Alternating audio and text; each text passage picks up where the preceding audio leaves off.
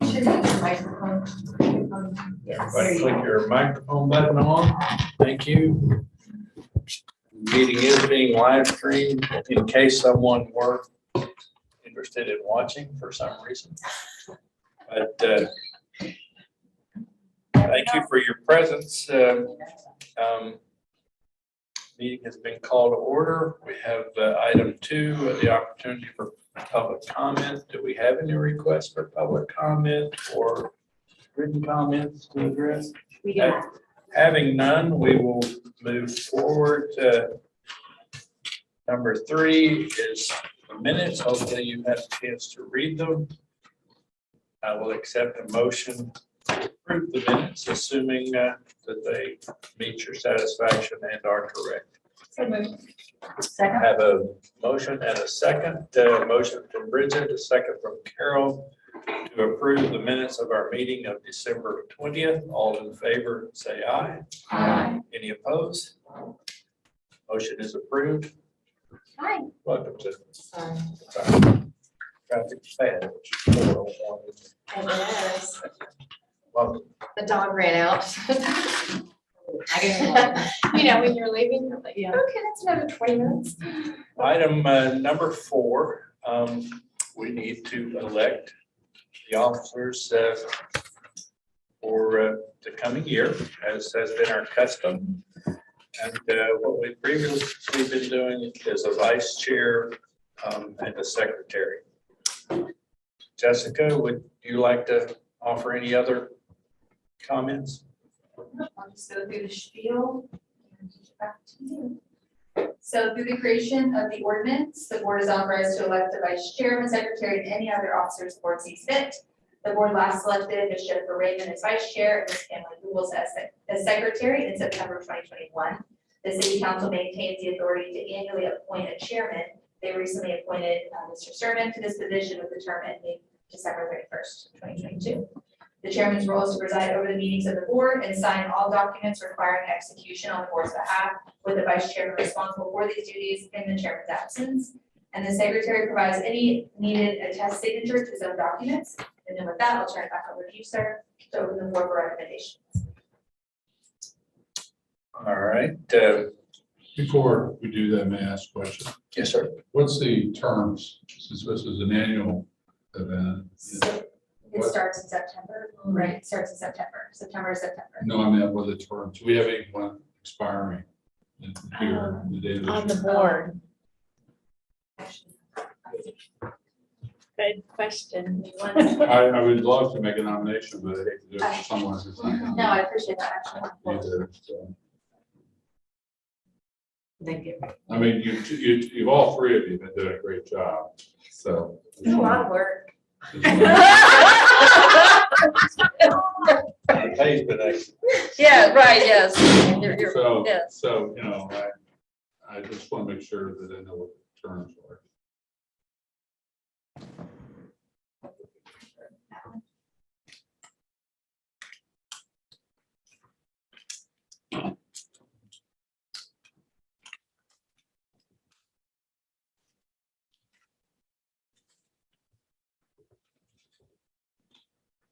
The ones who have term expiring in 2022, Sturman, Can Knox, you talk louder, please? Sturman, Knox, Shepherd, I'm sorry, I mispronounced it, Scubbles, and Bornett are those that are expiring in 2022. So you have, Pretty much everybody. Yeah, but everybody will probably get reappointed, yeah. I don't, is anyone term limited though? Because they can. I don't think there is term limit. No, No, I don't think there is. Yeah, so I wouldn't worry too much about. Well, with that in mind, Okay. I can only nominate one at a time, right? Yeah. Right. Nominate So both. unless there are further questions or comments, Yes. I will accept a nomination or multiple nominations. Let's start at the vice chair position, which has currently been Jennifer. Jennifer. Make that motion first. Okay, motion made by Matt, I said, Cynthia seconds. Any other nominations? There being none, all in favor, say aye. aye. Any opposed? congratulations for an additional term as vice chair. Jennifer. I'll now accept nominations for the position of secretary currently held by Pamela Gomes. I would like to make that nomination. She remains. Nominations made by Matt, Second. second by Carol. Any other nominations? There being none, all in favor of Pamela for secretary, say aye. Aye. Any opposed? Unanimous consent for Pamela as our secretary for the next term. Congratulations. Is there any interest in additional officers, or does anyone see a need for an additional office? There hasn't been one, so we will continue. Thank you, Jessica. We now go to number 5, which is titled Workshop Review of and Discussion on Drainage and Traffic Impact Studies Conducted for the Brazos River Turnaround Alternative, University of Houston Sugar Land Roadway. Welcome, Mr. Jorge Alba, Senior Engineering Manager, and Monique Johnson, Transportation and Mobility Innovation Manager. Welcome. Thank you very much. And for those of you that doesn't know me, I've been with the senior for 5 years with the DA department. I work on many different hats with the city, but probably the one that I spend most of my time is in drainage. So that's what we're going to talk about tonight.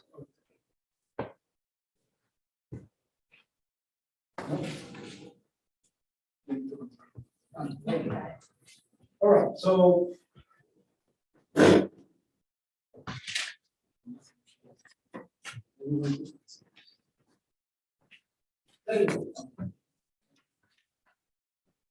okay, so last year the city we asked ABA, which is the consultant that did the study for us, but they are also the lead engineer for the 17, which is where this project is located in Track 5, the University of Houston, to perform a drainage study for us.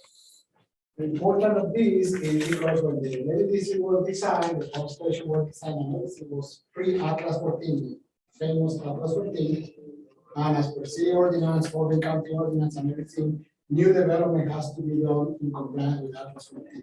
Which basically what it means is that we have to deal with about 30% more rainfall in single locations.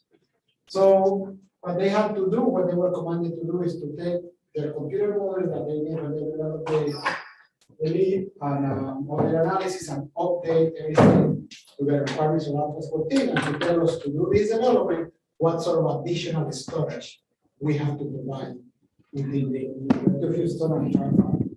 So they perform the analysis, again, using the current, thank you.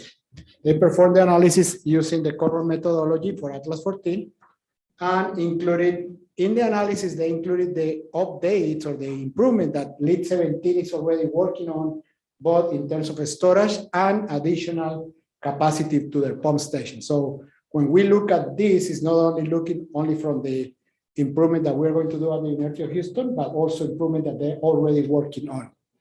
And basically to maintain the level of service for the protected areas in lead for any storm event. What it means is that what we try to do is that for any future development, nobody is going to experience structural flooding more than anything else. And basically that everybody will have at least a foot of freeboard in the 100 years coming day. So this is the drainage area. These are the existing conditions of the drainage area. Can you hear me well if I speak a little bit louder like that? So US 59 or 69, University, right here, it's Track 5. This is behind the financial center, the Smart Financial Center, and this is the University of Houston campus. So all this drain into the lead station, pump station, which is right here at this point. So all these channels drain a portion of 59, a portion of the university, all the area of the financial Smart Center in Track 5 here, and then the University of Houston. All that is collected at this point and either drain into the river by gravity if the river is low, or it has to be pumped into the river when the river is at flooding elevation.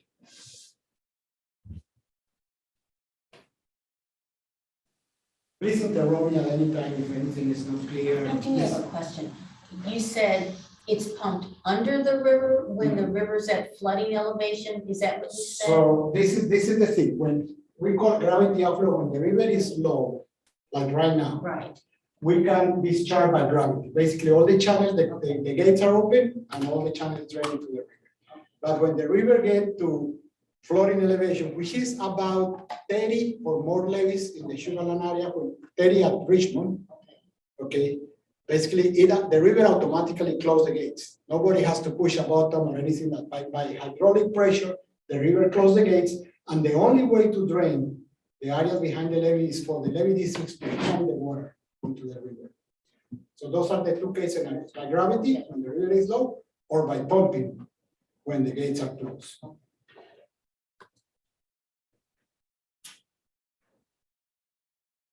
So this is just in more detail the different drainage areas. So basically, the whole area drains to this point, but you see you have like 6 different drainage areas.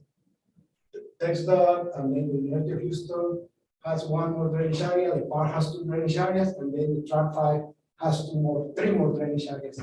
That's just for the analysis, basically, is to see how detailed was done the analysis in terms of the hydraulic analysis. So basically, what we are analyzing here is 3 phases.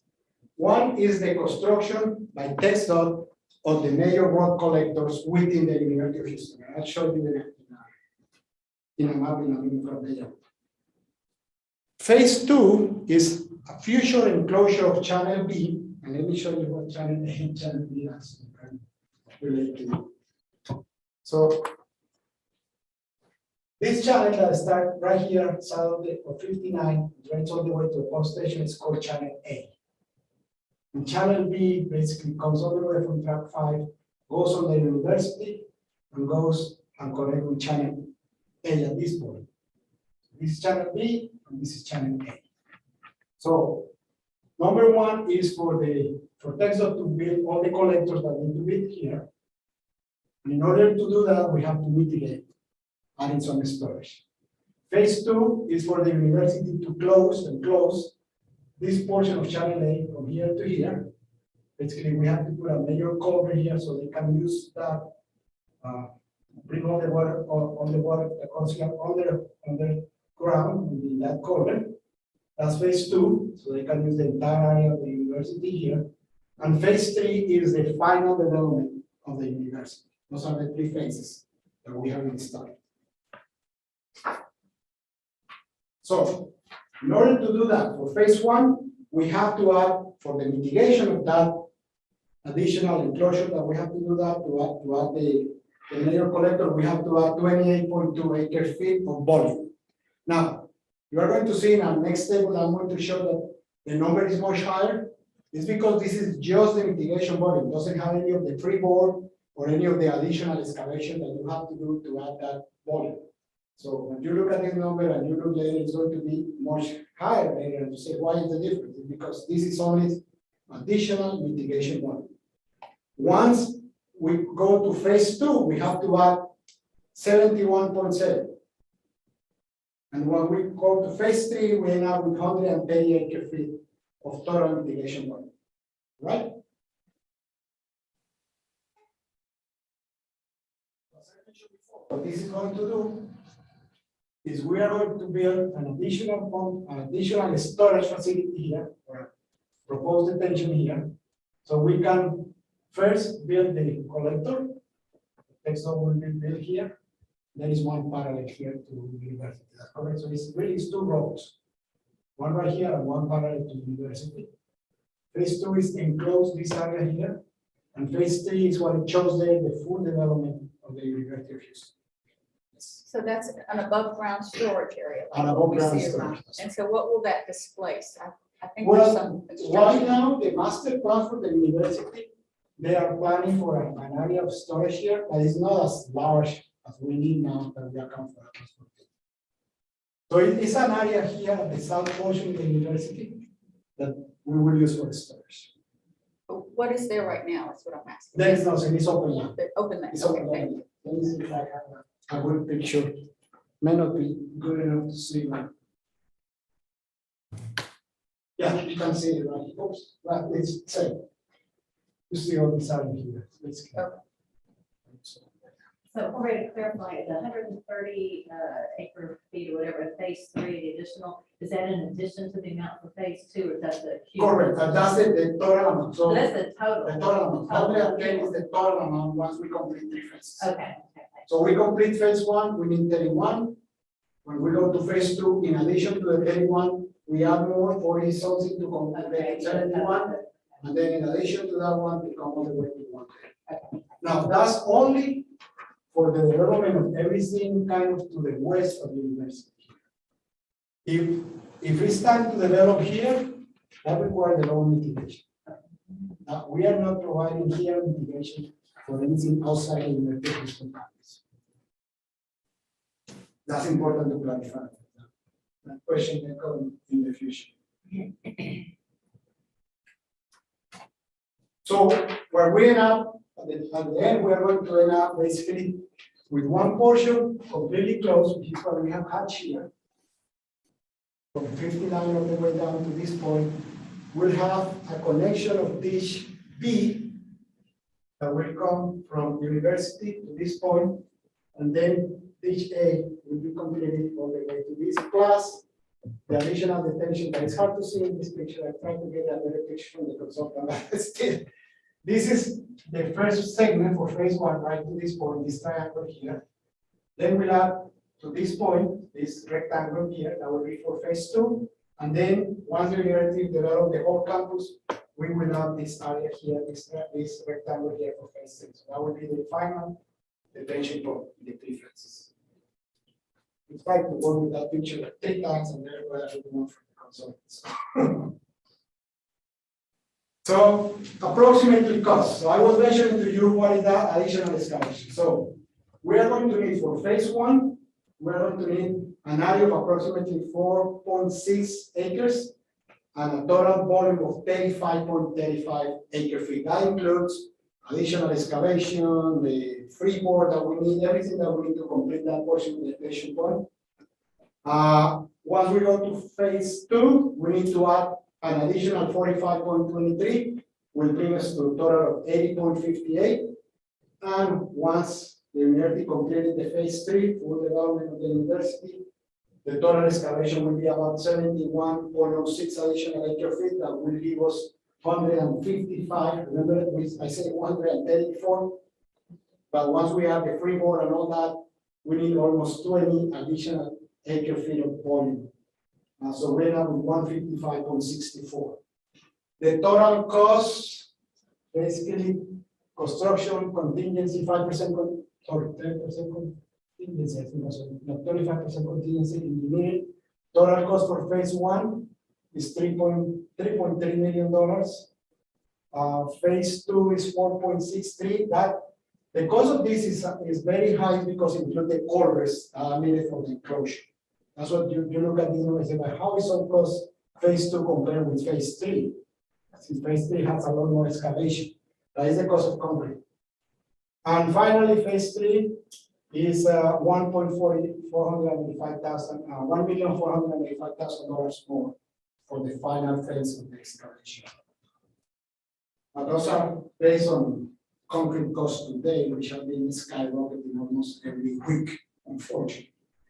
So that's basically what the 3 phases for the development of the University of Houston are, and kind of the cost for the mitigation to make sure that it's in compliance with Atlas 14. So I don't know if you have any questions. So with the cost of the drainage, are they going to throw the road in free? So yeah, so the phase 1, which is the Jorge, The can one you that take is- the microphone with you? I'm to sorry. get your- so sorry. Yes, so the phase 1, that is the phase that will be paid by TxDOT, is that correct? Will include the construction of the road plus the mitigation, which is discussed here. Phase 2 and phase 3 are basically the University of Houston because they are the one who wants to enclose a channel. That's what it's going to cost them to enclose a channel. And whenever they go to full development of the university, they need to add an additional 1.4 million more for the mitigation. There's 2 notes underneath your table 5-4. Assume high bank of 70 feet. Right, correct. So, Please explain. okay, so basically, the maximum, when they built the area, the channels, the top of the bank of these channels is going to be an elevation 70 feet. You remember I mentioned elevation 30 on the river, but that's really elevation 30 on the river is at Richmond, and it's not elevation over sea level. Basically, it's the depth that they measure the depth at Richmond. So really to get it in sea level elevation, you have to add 27 feet roughly to get an idea. But so this is basically the full top of the banks that they need to build those channels. Okay, bottom of the channel or the top? Top of the channel. So, or in this case, top, this is not channel, top of the detention pond, basically. Okay, and what's the NAVD? NAVD is basically the vertical datum that is used for reference. Okay. Right.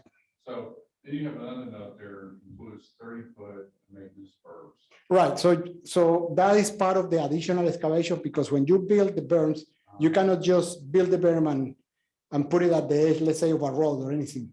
You have to allow some 30 feet minimum for mowing the grass around the berm to be able to come down to do any repair.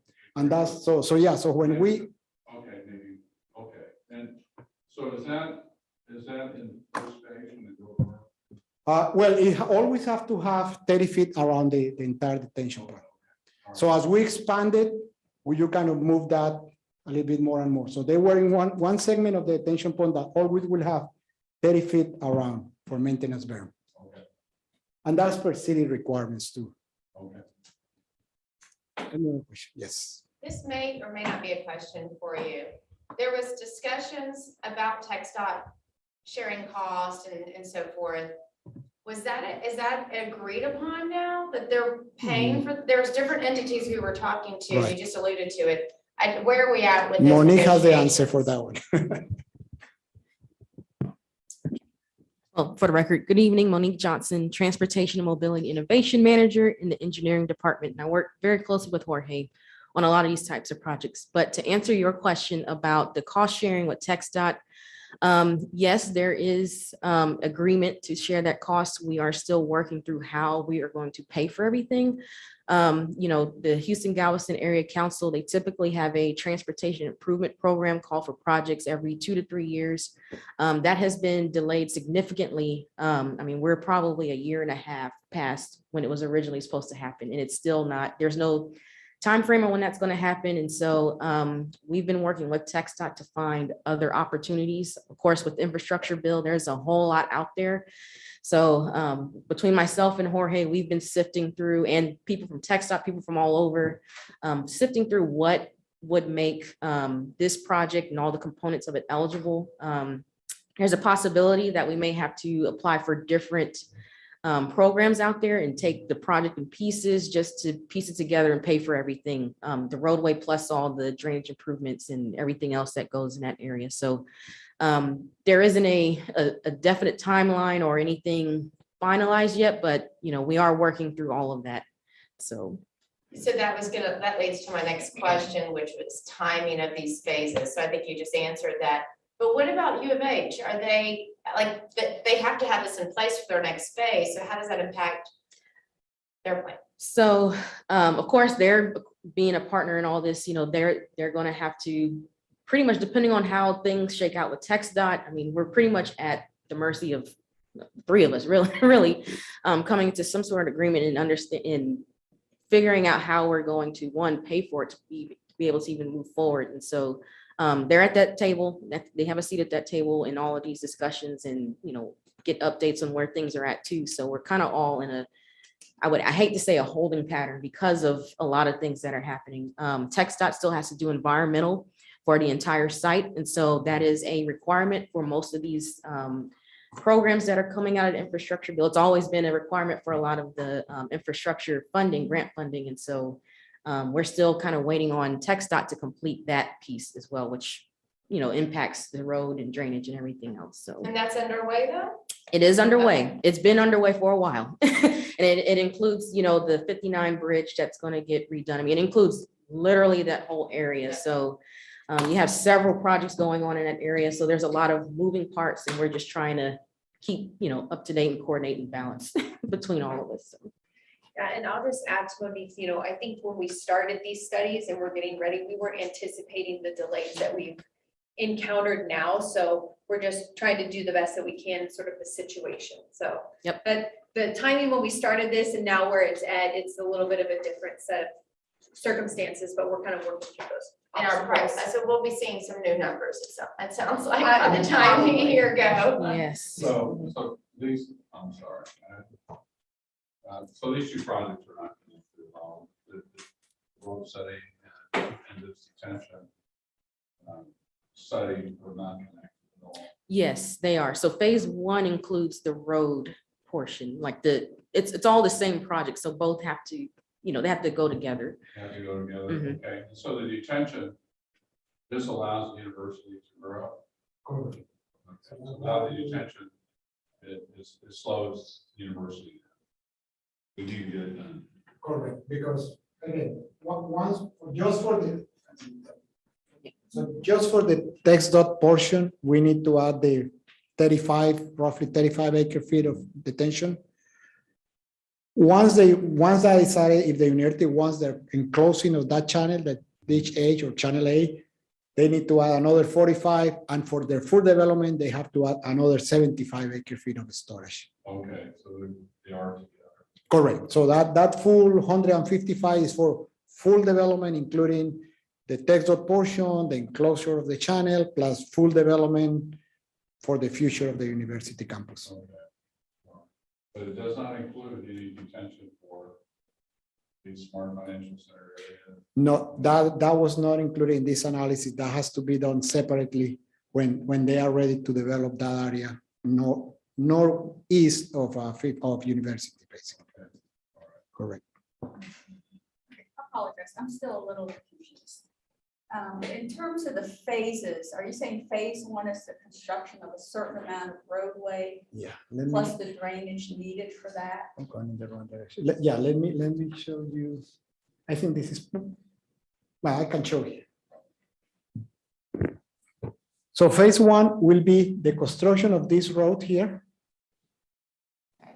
plus this road right over here. That will require, if you can see my finger here, about this portion of detention. That's phase one. When the university do the enclosure of this channel, what is the red line here? So you remember before, it's a big channel that goes, is as big as this channel here, but goes all the way north to 59. Yeah. When they do this enclosure, that will be phase two. So we will add to this detention point, we'll add to about right here where So my you're finger saying is. that's a road. See, it's very hard. No, to this see is that. this is not a road. This is just an enclosure, so they can use that portion of the campus, like for Okay, that's parking for them or. to be able to use the Correct. campus. Yeah, correct. So they cannot really build a road because, well, No, I'm just they asking. could if they wanted, I Right. guess, on top of the culvert, depending on how they want to do it. I was just confused at the different phases and Correct. what they were. Okay, yeah, that's just enclosure, so they can use that portion of the campus Okay. for different things. And then the final one is this full master plan that they are planning for the future. So they can do the full development of the university, and then they have to add additional detention right to this point. So today's phase one is a continuation of the road, detention and build the road. Correct. That's right. Now, thank you. Which is the portion that TechStop we will pay partially or totally. I don't know how much they will be paying for that. Usually it's an 80-20 split. That's the typical split for those types of improvements or those grants. Monique, hey, it's Elizabeth Huff here. I just want to add that this is a unique situation that we're able to try to leverage their closing of the Brazos River turnaround indefinitely to our benefit and try to see what improvements we could make on UH's property, since that they don't plan to rebuild that road. There's no point with it continuing to get eroded. So I don't know, we hadn't gotten to the point of outlining the split, but there was going to be a significant higher allocation on TxDOT side, since they were being able to move funds from the turnaround to this project instead. Who was that? That was Elizabeth Huff, the Oh, okay. Director of Economic. Oh, okay. Cheryl, did you have a Yes, question? and if you go to the cost line, I'm still confused, so, does it show the cost for each phase? The cost of- Yeah. So, okay, so the phase one with the $3.3 million that you said is the tech stock phase, so that's the 3.3 is for the road and the detention, or is it? No, that's just for the Just the detention. detention. Just detention and culvert. Well, we have to do a couple of bridges crossing over the channel. Okay, so tech So- stock's gonna either pay for the road, or they're gonna do an 80-20 80-20. split for the road. And they've already got that money set aside pretty much, but then, or they're supposed to have the money set aside because they're not paying for the turnaround. But then there's no funding whatsoever for the $3.3 million for the drainage associated with that. So that's what we're looking for, funding from the various grants. So the funding that we get will include both, because they both have to be built together. So whatever the split is with TxDOT, it'll include both the drainage for the road and the actual roadway pavement itself and any improvements that go along with that. Do you have any idea about the cost of the road? They do have the cost. The road is, the latest number was 25 million. And that's the latest estimate. So we have, like, we might have to pay 20% of that. Monique, does your presentation cover some of that? Well, it covers, so yeah, Okay. so I I cover was the gonna say, keep going if it does. I don't cover the numbers in detail, but the improvements I cover, which it ties into the agreement and negotiations and what's going to be what, because there are improvements beyond the site that were included in the traffic study where we're trying to negotiate, because we're having traffic issues in the whole area, Oh, exactly. especially with that closure. So let me go ahead and just go into this. We're having traffic issues throughout Sugarland, not just this. Yes, well, tonight we're going to focus on this. So, Just let me add through that, we did pass this report to TxDOT for review and comments more than 2 months ago, 3 months ago, I think. 3 months, and we still haven't received. I mean, we finally received comment. We finally received comment from them last week, literally at the end of last week. So, Yes. That's where I want to pause, because several meetings ago, we authorized money to hire Kimberly Warren, correct? Mhm. Yeah. And are they done with their study? yes, that is complete.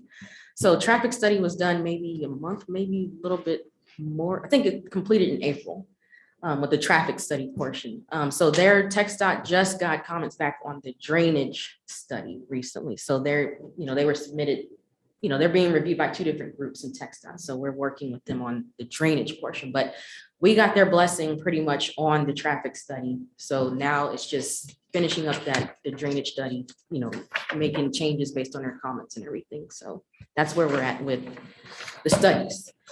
So, Okay. And you want to tell us about the results? yes, I'll tell you about the traffic study. So, Great. so yes, we did hire Kimberly Horn to perform a traffic study for the Brazos River turnaround closure. So it included a very, very large area. So this, if you look in, I guess on 59, it went all the way from Wallingford, so where the Costco is, all the way south to the Grand Parkway, Crab River Road, 59 intersection. So that closure has impacted, a significant, it's not just obviously in that spot, it's a significant multiple mile impact. So we included everything. And then if you look at the area from north-south, it goes all the way north to Westcott and Telfair, and then all the way south to Wentworth Avenue, just past the residential neighborhood that's there. So we looked at several conditions. So we looked at base conditions, and that's with and without the southbound Brazos River turnaround. So the northbound is still open. It's the southbound that's really that's been closed, definitely having an impact. So those base conditions also included the University Boulevard widening, which we're working on designing now. So we made sure to include any improvements that are coming up in the very near future in that base condition. We also looked at plan conditions. So that's the U of H Sugarland campus being developed, any other developments in that area, in the Telfair north of 59, Telfair south of 59. And so that's without the Brazos River turnaround. It also well, it's without Brazos River turnaround southbound with mitigation. So that's improvements to the road that I'll go over in more detail in a little bit. Then we also looked at event day conditions with and without the Brazos River turnaround southbound. So that's, events at the Crown Festival Park, events at Smart Financial Center. So we looked at all of those different things that could happen, different scenarios that could happen with and without the turnaround. And then we looked at event day conditions without the Brazos River turnaround, but with mitigation. So I hope that makes sense. We looked at it with, as if things were to stay the same, we still continue with events, and then we looked at it with mitigation for those things. So traffic improvements, which I'll go over in more detail. So we have a couple of recommendations that we wanted to highlight for the University of Houston Sugarland roadway. So in the study, it's called Festival Boulevard, just for reference. So Festival Boulevard at University Boulevard, we're looking at doing a hooded left turn lane for the northbound coming from University. So if you're traveling north, you'd be able to make a left onto the University of Sugarland campus. And then we would restrict anyone turning left out of that campus onto University. So if you're leaving the University of Houston Sugarland, you have to turn right. And this is to avoid any conflicts and any jams, that could take place in the future. And then the other major recommendation for this area is to design Festival Boulevard, the roadway through University of Houston Sugarland, as a low speed facility. So using things to calm traffic like raised crosswalks, narrow lanes, anything that would make it less conducive for cut through traffic, which we see in a lot of places throughout the city. I have a question on the first bullet Sure. point. So when they come out, this is probably a more Carol question because this is her area, but when they come out and they don't want to go right, you're saying they have to make a right turn only? Yes, they'll be forced to make a right. Where do they turn around and what traffic does that create? So, well, they'll have to go and turn right and then probably do a U-turn further south of University to come back up. Right, and Yeah. so that causes problems in itself, if there's a lot of cars. But couldn't they go to Lexington? They could go to Lexington. Lexington. So like if they, instead of using the U of H, the new roadway that's going to be there, they could use the existing one, yes, to come out on Lexington. Yep, and they can make a left there at the signal. Okay. Yeah. Okay. So they'll have options. There's options, Yeah, okay. yep, they'll have options. Any other questions about this section? Because it does get, the recommendations are. Look for isn't there. What Was that this a- reminds me of? Johnny Carson. When he got his map out, and he, got his poker and he went this way. Just eat that. But then again, that's something that we have to be our age to remember, right? She's looking at you, Greg. Yeah, but that wear the wig and the hat. Okay, keep going. All right, and so the recommendations for the next area, so we're looking at University Boulevard at 59, so the major interchange right there. And so we're recommending turning that into a triple left lane in each direction on the US 59 frontage roads. And I have a diagram that shows all this. So you know what, let me go to the diagram. Hopefully you guys can see it because it's basically, this isn't gonna help. All right, so, all right, oh good, this works. So right now, the existing configuration here, you can there are only two lanes where you can make a left turn onto University if you're going southbound. So we're planning to make that a triple left. And so this existing through lane right here with these two red marks will become a shared lane. So you'll have the option to turn left, a third lane turning left, and you can still go straight. So that's one of the improvements there. Here, you can see a portion of it. Coming from Wallingford to Costco, there will be an acceleration lane to help ease the congestion at that area. But what it will do is also feed into a double left here. So right now, I believe that's a single left turn lane. We'll make that a right turn. Right, yeah, Right turn. right. Yes, sorry. Yes, see, that's why I have the diagram. It helps. A double right turn lane to avoid, build up coming from coming on 59 southbound frontage road. This is going on to University, correct? Yes, this will Onto go north University. on University Boulevard. Okay, so how's that gonna affect the bike? That's the green part. So the bike lane that's currently there is going to be removed because the speed limit is too high. It's really not, there really isn't a safe way to put a bike lane at that. Right, it's hardly safe right now, if you add that, it's not gonna. really not gonna be safe. Yep, Yeah, exactly. okay. So yeah, so let's talk about that. So all the green area you see is going to be a new side path, a wide path off the street. So currently we have I think it's a 3-foot bike lane, which isn't even our current standards anymore. And so that area is gonna have to be used for that University Boulevard widening project. And so to make sure that we can accommodate anyone who's riding or walking in this area safely, we're gonna have use the area underneath the 59 bridge, have a designated area for pedestrians and bicycles. We'll enhance the crosswalks at the intersections. And then they'll have a refuge island here, and then they'll be able to cross here. So the details and those improvements will have to be ironed out through design, because there's a lot of treatments that we can do. There's a lot of things that will warrant whether we put a specific signal or any kind of specific treatments we do. But the plan is to have that as a separate facility off the road, but wide enough for bi-directional usage and for pedestrians and bicycles. And then it'll connect to the existing side path that's there. So if you're looking at this area right now, it's a bike lane that transitions into a side path. It's like a 90-degree turn onto the side path, which really isn't ideal. And so the ideal situation would be to have a continuous side path wide enough for bikes and pedestrians. And that'll be on both sides of the university. So if you're going southbound, you see there's the existing one here. We'll do improvements at this intersection and then continue underneath the bridge. And it is essentially the same improvements, just going southbound. So the other pieces in here, let's see. So we looked at that. So if you look at, if you're coming northbound on 59 and you're trying to make a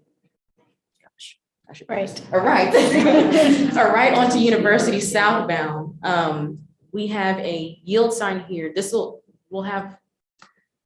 be a yield sign in a double left as well, double right, excuse me, as well, going southbound.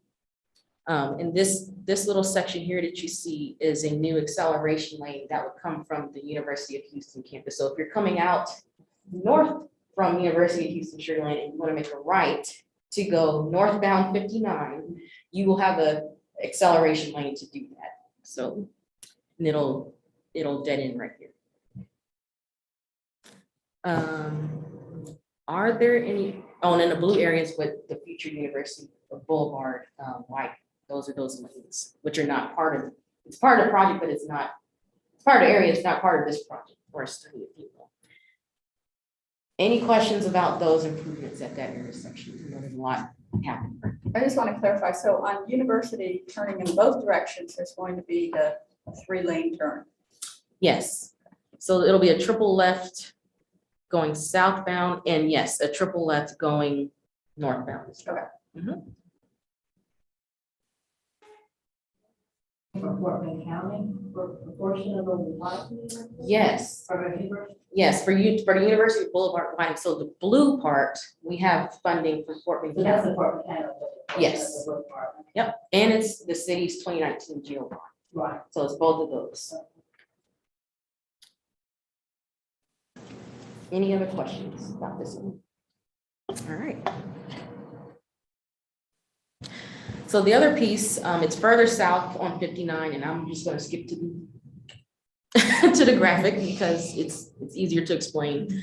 So of course, with the closure of that southbound turnaround, a lot of people right now are coming all the way to 59 to U-turn to go back, especially if they're going to the Crown Festival Park or Broadsville Park, anywhere in that area, because that's the only way to really get to it. So that's causing a lot of issues at the 59 and Grand Parkway intersection. And so the recommendations here are very similar to what we're recommending at the University Boulevard and 59 intersection. So currently there is a double left and it goes all the way through to the other side. If you're trying to go southbound and make a left to go southbound on 99/Crab River Road. And so we're recommending using some of this existing grass area and creating extending the U-turn lane that exists currently, extending that back further, because there's a lot of queuing that backs up and causes issues in the other lanes. But also taking this lane, the top, if you're looking at the red, the top red one, making that a shared left turn lane and through lane, so it becomes a triple left at that intersection as well. And this is only recommended for the southbound portion, because that's where we're seeing the issue. Now, coming northbound, we have another issue, of course, coming out of Greatwood, which is impacted by the turnaround, the closure. There's already issues, but the turnaround just, enhance those issues. And so here we're recommending making it where this right in, if you're turning right into Greatwood, extending that lane so that way you're forced to turn right into Greatwood, basically, if you're going there. And then if you're coming out of Greatwood, you pretty much have a protected right out onto 59 North. Yes. But it's very dangerous when you do the turnaround under 59. So you're heading south, you exit, and then you do the turnaround to come back around, and you're trying to turn right on Greatwood Place. Trying to move That's a over is very impossible. dangerous- It is very dangerous. Very dangerous situation. You've got such a short Yes. length of time to get all the way from the right, all the way over, all the way to the right, to make that right hand turn. It's pretty dangerous. Yes. And it's only gonna get worse as the traffic increases. So is there any gonna be, I know that's like one of the lanes that be accelerated, so you still have to get all the way over to even reach the lane. Right. So so anyone who's trying to make this U-turn and come over here, there really isn't much you can do about that. You really have to focus on the traffic who's coming through 99 to continue past the Greatwood subdivision, if that makes sense. So what currently you have a bunch of traffic merging, going continuing northbound on 59 French Road, and the people coming out of Greatwood and the people trying to go in Greatwood coming from that U-turn.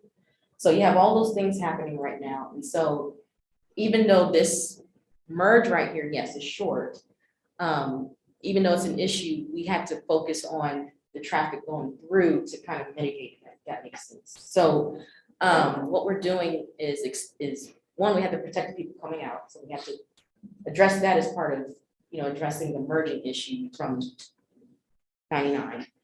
And then also taking this area that's existing here and extending people who are coming off of 59 freeway onto the 59 frontage road. So it's really just a bunch of geometry configuration, restriping and repositioning people depending on where they're trying to go in this small compact area. So that was the best recommendation we could come up with, given the space, given all the turning movements that are happening in that area. Now, if University of Houston roadways built, all of that is developed, we should hopefully not see as much, congestion and as many issues in this area, especially if people are just U-turning to go back to the festival site. So hopefully that traffic will be cut down and not interfere as much with people who are U-turning to go to Greatwood and all the other people coming in this area. So. And the folks going into Greatwood have an alternative. I mean, they can go down Crab River further to Sandsbury and take a left into Greatwood that way. Yes. I'm familiar with both options due to living there and stuff like that. So there is an alternative. I think the focus here is the traffic that we're trying to, because they can't use the turnaround, how do we get that traffic back out to where they need to go? Exactly. So a lot of those people are adding to the turnaround traffic, the U-turn traffic here that normally wouldn't be here anyway, if that turnaround at the Bronx River wasn't closed. So, but yeah, there's still people who are using it to get to Greatwood or for other reasons. And so, and there are also people going through. So it's a matter of figuring out which one can we mitigate to help mitigate the other one, if that makes sense. Because there's really not much we can do with this short distance, for people who are coming and turning into Greatwood, especially if you're coming off that U-turn. There's really not much space in this area to do much. So we figured we address the other ones who are going straight through. So yeah, any more questions about this area? I still don't like it, but it's too dangerous. So, Yeah, it's I mean, to make it safer, an alternative would be to not allow that right at all. So, I mean, but I don't think that's the scope of what this traffic study is. So we're focused on the turnaround. Yes. Yeah. You're saying not allow this one? Yeah, I'm just saying, Or- if that's one that's that's beyond the scope of Yes. this study right now, right? But so that would have to be another study that would consider it in terms of, and that's beyond the scope of this study right now. But then Carol would lose her seat on 6. I was just thinking that, yeah. Well, Okay. You know, if you take that away, they're just gonna go to River Yeah, right. Board, which is another issue Yeah. that we addressed in the study, so. The traffic doesn't go away, Yeah. right? It flows somewhere, so. Yeah, it'll go somewhere, Riverbrook. If you're trying to turn here, don't go to Riverbrook, which is a problem also, so. People are gonna be happy with the first alternative, the first one we were talking about, where you have to make the right turn coming out. You can't make a left going to university. I'm not keen on that one. That directly affects me, because now all of a sudden, you know, I've got whether you turn on Lexington, whether you go further down, I see that bottleneck too. Yeah. So, Like traffic all over the city's pocket. Yeah. Yeah, exactly. Engineers to research it and tell us what's best, right? I live with the traffic engineer too, so. Yes, so y'all have battles at dinner. Oh, no, I mean, it pays the bills, but you know, Which it's. is way to the dinner table, this way or this way? Yeah, right. Thank you, Monique. Anybody have a question? Question is, since this is an update, is there anything drastic to consider? Not at this time, you know, as far as the traffic study, we wanted to give you guys an update where we were. Like I said, we are kind of in a holding pattern with TxDOT on the environmental and a whole bunch of other things, figuring out where the funding is going to come from. You know, just we're trying to pay for things right now. So, but no, nothing, no action or anything from you guys. So. I do have a question. Is there any way of getting a copy of some of these slides with diagrams and that kind of thing? Yeah, we can, actually the report, the full report would probably be better to look at. It has even more diagrams. So, and then it has the details for every intersection that was studied. So And also Jorge's Yes. portion too. The same with the hydraulic report, because obviously I skimmed through a lot of the important things here, just focus But on. that would be helpful to be cost able and to all look that. at some of that. Yeah. But the full report explain actually in detail all the phases and everything that is needed for the mitigation and all that. So the report is available. Again, we just received comments from TxDOT. We are addressing them with the consultant. We got them last week. So as soon as we get it approved by TxDOT, I guess we can release the report immediately. So could you send the reports then to the board? Yeah, We definitely. will get Just the so- presentation out to the board, Right. and when we can get the finalized study out, we will get that out to the board as well. We can issue the report as a draft because still we are addressing comments from TxDOT, so we may not be slightly different, even though their comments are really minor and it's not going to change the cost especially. I don't think it's going to change much. Any other questions, comments? Thank you, Jorge. Thank you, Monique. And thank you, one and all. Two engineers can ruin my record timing, but Yeah,